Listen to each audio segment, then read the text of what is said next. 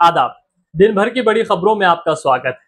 मैं हूं काजी शफाउल हक और आप देख रहे हैं हमारा एशिया। आज के इस बुलेटिन में बात होगी सुप्रीम कोर्ट पहुंचे 2006 मुंबई ट्रेन ब्लास्ट के मामले की, संजय गायकवाड़ की इम्तियाज जलील को चुनौती की, कृषि मंत्री के इस्तीफे की जोरदार मांग की और बात होगी असदुद्दीन ओवैसी के तीखे बयान की, जिसमें उन्होंने इजराइल को लेकर मोदी सरकार को बड़ा सवाल किया है।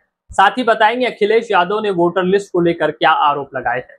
लेकिन सबसे पहले एक नजर आज की बड़ी सुर्खियों पर। मुंबई ट्रेन ब्लास्ट केस में हाईकोर्ट के फैसले के खिलाफ महाराष्ट्र सरकार पहुंची सुप्रीम कोर्ट। शिवसेना विधायक संजय गायकवाड़ ने इम्तियाज जलील को दी आजाद मैदान में आने की चुनौती। कृषि मंत्री कोकाटे के इस्तीफे का मामला गरमाया, राष्ट्रवादी और वंचित ने दिया आंदोलन का इशारा। असदुद्दीन ओवैसी की मोदी सरकार को चेतावनी, कहा भारत को उन देशों में शामिल नहीं होना चाहिए जो इजराइल के जुर्म में हिस्सेदार है। अब खबरें विस्तार से। मुंबई के 2006 ट्रेन धमाकों के केस में हाईकोर्ट ने सभी 12 आरोपियों को बरी कर दिया है और अब इस फैसले को महाराष्ट्र सरकार ने सुप्रीम कोर्ट में चुनौती दी है। महाराष्ट्र सरकार ने बॉम्बे हाईकोर्ट के 21 जुलाई के फैसले को सुप्रीम कोर्ट में चुनौती दी है। इस फैसले में सभी 12 आरोपियों को सबूतों की कमी के चलते बरी कर दिया गया था।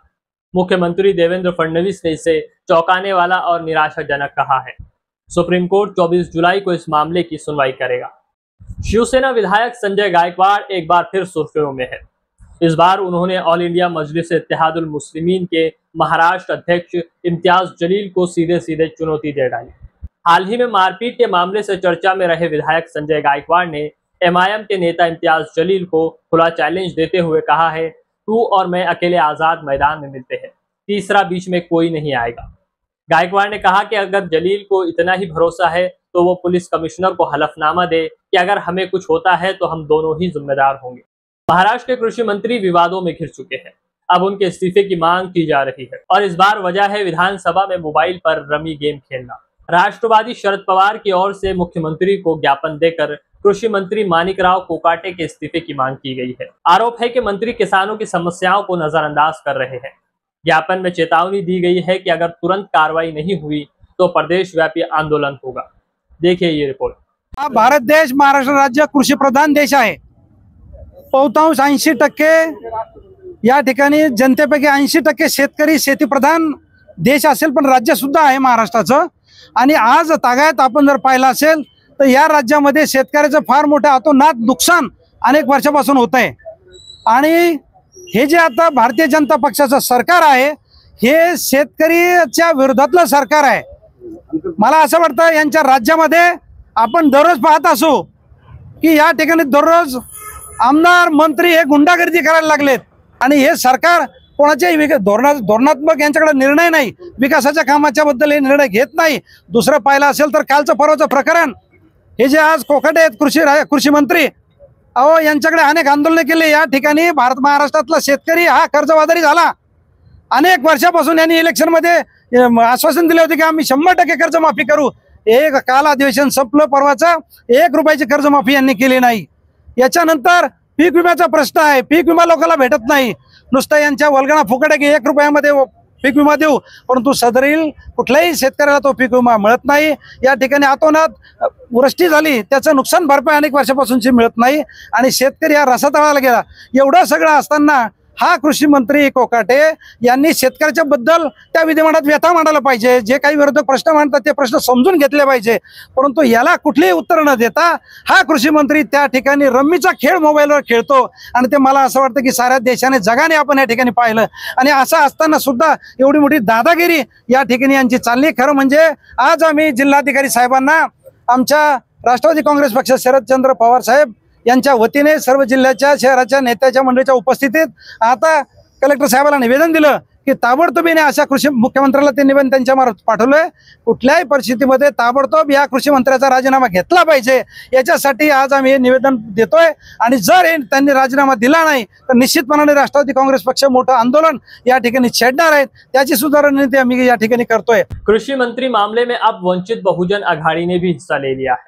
वंचित अघाड़ी की मांग है कि मंत्री जी से तत्काल इस्तीफा लिया जाए और मंत्रालय किसी ऐसे को सौंपा जाए जो वाकई किसानों की फिक्र रखता हो।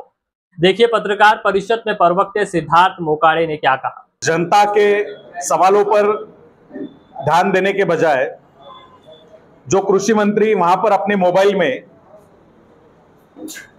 रमी जैसा खेल खेल रहा था, उसके बाकायदा वीडियो सोशल मीडिया पर आ गए हैं। वो आने के बावजूद सीएम ने ये कबूल करने के बाद कि ये गलत बात है वहां पर बैठकर खेलना, अब तक उस मंत्री का राजीनामा नहीं लिया गया है, उसको वहां से निकाला नहीं गया है। वंचित बहुजन आघाड़ी की ये डिमांड है कि जल्द से जल्द माणिकराव कोकाटे का इस्तीफा लिया जाए और उनको कृषि मंत्री पद से हटाया जाए। जिस व्यक्ति को ना किसानों के बारे में कुछ उसके दिल में अच्छी भावना है, ना विधानसभा में बैठकर क्या करना चाहिए इस बारे में उसको कुछ गंभीरता है, ऐसे व्यक्ति को मंत्री पद पर रहने की कोई भी जगह नहीं है। उसको जल्दी से जल्दी इस्तीफा लेकर मंत्री से हटाया जाए और पूरा टाइम जो है वो उनको रमी या जो कोई भी वो पत्तों का गेम खेल रहे थे, वो गेम खेलने के लिए उनकी जवाबदारी में से रिहा किया जाए। यह वंचित बहुजन आघाड़ी की डिमांड है। सभागृह में बैठकर जनता के सवालों पर चर्चा होती है और उस पर निर्णय होता है। भले ही इनके डिपार्टमेंट के रिलेटेड कोई चर्चा नहीं चल रही हो, किसी और विभाग के लिए वहां पर सवाल होंगे, उस पर चर्चा चल रही होगी, लेकिन एक जनप्रतिनिधि होने के तौर पर हर विभाग के काम पर ध्यान देना यह इनका कर्तव्य था।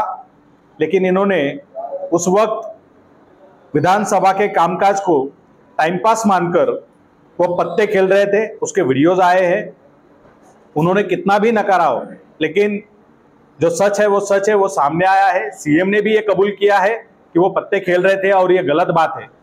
सांसद असदुद्दीन ओवैसी ने प्रधानमंत्री से अपील की है कि भारत को उन देशों में शामिल नहीं होना चाहिए जो इजराइल के जुर्म में हिस्सेदार है।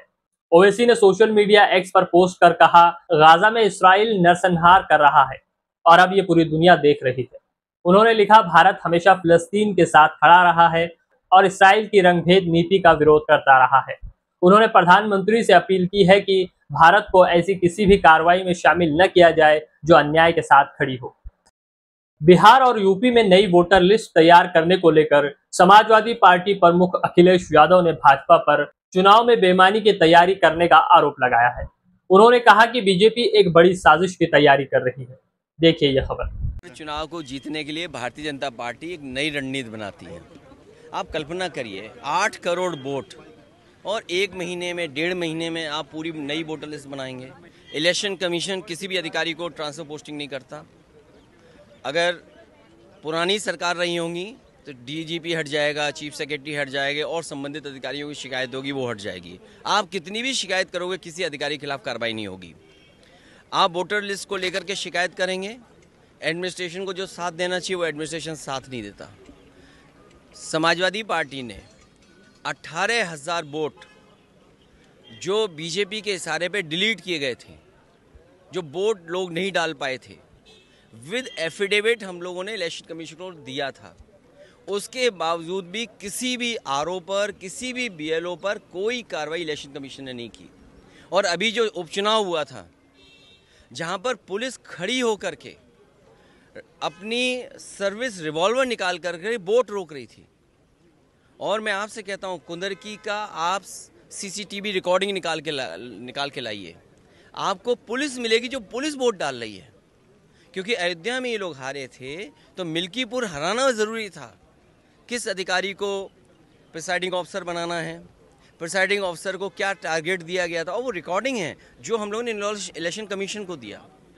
कुंदरकी का चुनाव लूट लिया, मीरापुर का चुनाव पुलिस ने, प्रशासन ने मिलकर के लूट लिया, अयोध्या में चुनाव जो हुआ उसको लूट लिया। तो कितने हम उदाहरण दिए हैं, यूपी के तमाम उदाहरण हम दे सकते हैं जहां पर इलेक्शन कमीशन आंख बंद कर करके रहा। और मुझे दुख हुआ था जब बाई इलेक्शन के बाद में आया तो एक सफ़ेद चादर लेकर के आया था, याद कीजिए आप लोग, और इसीलिए लेकर के आया था कि समाजवादी पार्टी की किसी शिकायत पर कार्रवाई नहीं हुई थी। और अब बिहार का चुनाव 1-1.5 महीने में नई वोटर लिस्ट बनना, तो इसलिए हम लोग उसके खिलाफ हैं। अभी लोकसभा चुनाव हुआ है, अगर जो डिलीट हुए होंगे या बढ़ गए घट गए होंगे एक अलग तरीका है, लेकिन आप वोटर लिस्ट नहीं बना रहे हो, इसका मतलब बीजेपी ने कोई तैयारी की है बहुत बड़े पैमाने पे बेईमानी करने के लिए। आपने चंडीगढ़ में देखा बैलेट का जब वोट पड़ा तो कैसे बैलेट का वोट पड़ा था, तो कितने उदाहरण दें हम बीजेपी के। तो ये थी आज की कुछ बड़ी खबरें। कल फिर हाजिर होंगे कुछ अहम खबरों के साथ। तब तक देखते रहिए हमारा एशिया।